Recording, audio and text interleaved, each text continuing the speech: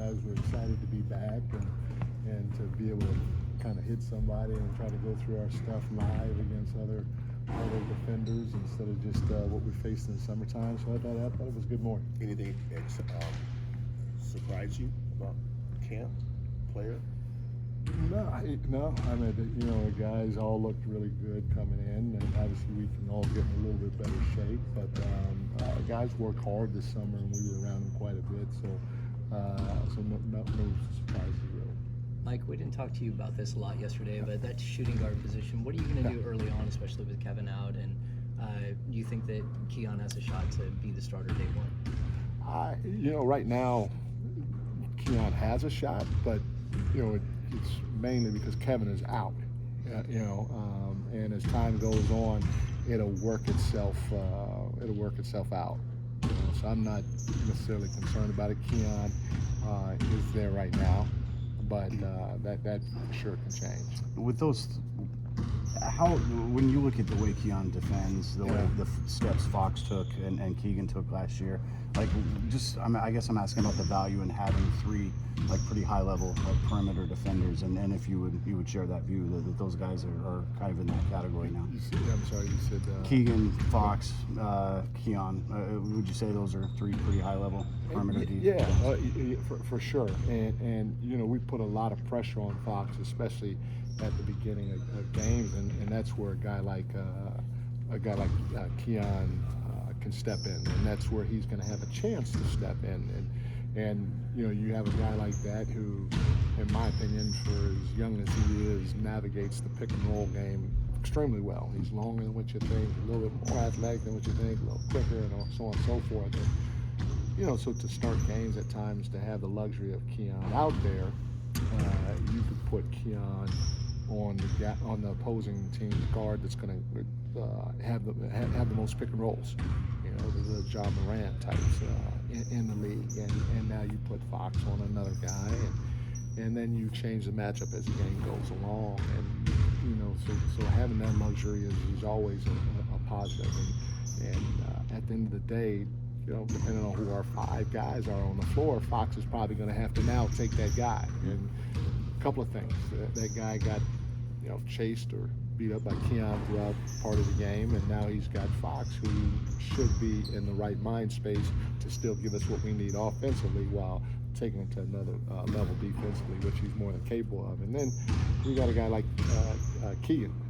Keegan is capable of taking the bigger perimeter players, and so to have the 1-2 punch with the ability to throw Fox in there in certain situations is definitely a positive, because all of them bring something to the table offensively, obviously. What catches your eye in these first few days? You try to look to see who's in great shape. You try to look to see who can pick up things easily, offensively and defensively, and you try to see who's going to try to establish himself as a leader. Because sometimes your best players may not always be your leaders, and so you look to see who's going to step up and be vocal, not just during, we want everybody to be vocal when we're on the floor, but step up and say something before practice, after practice, when you bring it in, when things aren't going well. Who's going to, hey, let's pick it up, let's play harder, let's do this, let's do that. So you look for you start to look to see whose voice is going to resonate as the strongest in the group too. Coach, so is it safe to say that Malik is going to be staying in that sixth-man spot on day one? He is there right now, and I said this before. I've been fortunate, blessed, lucky, however you want to call it, to coach two of the best six men out there, and Manu Ginobili and Andre Iguodala, and they won 8 championships between the two of them. 7 of them were won as six men, and being around 2 Hall of Fame coaches and Steve Kerr and Greg Popovich, to be able to have the luxury of having that pop come off the bench is something that every team dreams of, and we're fortunate to be able to have that luxury. And at the end of the day, a lot of times, just in life, it's not about who starts stuff, but who finishes stuff. So that'd be a telltale sign, in my opinion. More of a telltale sign, in my opinion. Also a luxury to have him back chirping at you during practice. 100%. It's probably the one thing that I did miss is him making sure that I'm on my P's and Q's. We all got to be held accountable, and he definitely will help hold me accountable, for sure. Does DeMar take the place of HB from a leadership standpoint? Are they different in that respect? You know, it's interesting. He takes a place from the standpoint of an older veteran that has been there, done that.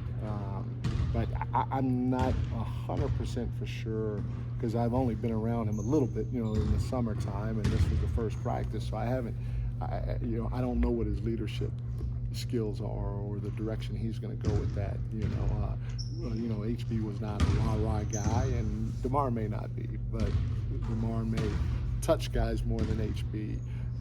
Or touch the group more than HB, and HB touches guys individually. So I don't know, but I do know that for sure having a veteran presence is needed, and he definitely is that for us. You've obviously been very familiar with DeMar's career, just coaching against him, but now coaching with him, having him on your group. Is there anything, I guess, that stood out to you or anything new or that you discovered just about the type of player that he is? You mean from today's practice? Just from one day with him, just something that Yeah, you didn't remember. and I kind of alluded to this before. When you watch him during the regular season, you don't really pay attention to his skill set. Obviously, one of the big things we harp on is stay down on the shot fake, stay down on the shot fakes. And when he sweeps through, don't stick your hand in the cookie jar. Those things that everybody talks about around the league. When we started trying to recruit him to come here as a free agent, you start to watch it closely. And like I told you before, my eyes were just like, okay, wow, this guy's a basketball player. He's not just a scorer, he's a basketball player. And I'm telling you guys, some of the passes he made today, I did not think they were going to get there, a couple of times. But he never panicked whenever he played. He played at his pace.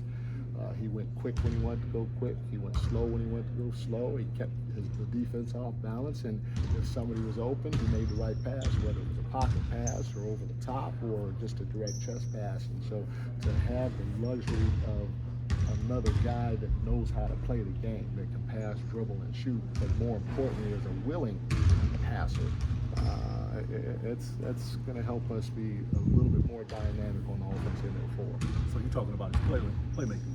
Correct. Yeah. Playmaking ability again was impressive. You're wearing that climbing together shirt again today. Has everyone started to climb up that mountain, take that first step? First of all, it smells fresh because I got 2 or 3 of them. So this is not the same shirt that I had yesterday. So we got to put that out there. What you mean? That is not the same one. It's the second one. Is it? Miggs, ask Miggs. I got 2 of them. No, 2 of them. I got to get a 3rd one because if I wear this tomorrow, I won't have an excuse. So I have 2 of them. So it's the same type of shirt, but not the exact same one. Everybody, I tell you, Ed Easters, he was great, and like I said, he was the Michael Jordan or Larry Bird, however you want to call it, of mountain climbing, and it's not gonna. His message was, you can't say everything is exact, but it's about as close or similar when you're starting to talk about the 2 teams in terms of loyalty and the sacrifice and trying to embrace your role to be the best for the team and not thinking about the end goal, but thinking about being present, thinking about what's in front of you and all the small details so you don't get adversity in a bad way. And yeah, everybody was starting their climb. What Coach is Brown, this you look see, like differently from today? These days, And they, so one practice is contact, the other one's non-contact, and the non-contact will be a little shorter than the contact practice. And today we went a little longer, mainly because what DeMar did is remarkable. His book, Shannon, you got a copy of his book? Can you grab me a copy of his book for real quick? But what he did is phenomenal. I don't know if I could ever write a book, and it starts just with for me with the basics of I don't think I'm smart enough because I probably couldn't remember everything that has happened in my past, especially his detail. I'm not all the way done with DeMar's book. I just started reading it, but he goes into detail about his upbringing, and it's remarkable in terms of the memory that he has about those days. You know, I look back in my childhood and I can think of a couple of things. I thought I had a great childhood, but not in detail of the way he explains it in this book. So, you know, we got copies for everybody here. Above the Noise, which is a beautiful title. We got copies for everybody. He spoke to the team about his thought process behind writing the book, and then, you know, he also told the team why he did it while he was playing. You know, and it's all about him letting people know that everybody has struggles. Although they're in the NBA, they're still human, and they go through the ups and downs of life just like you or anybody else. And it's okay to be vulnerable when you're going through your downs. And you know, for our guys to hear that message from him, he spoke for about 10 minutes to our guys, but for them to hear that message from him and then to get a copy of the book, it was fantastic to me. It was a great way to start our journey on climbing the mountain together.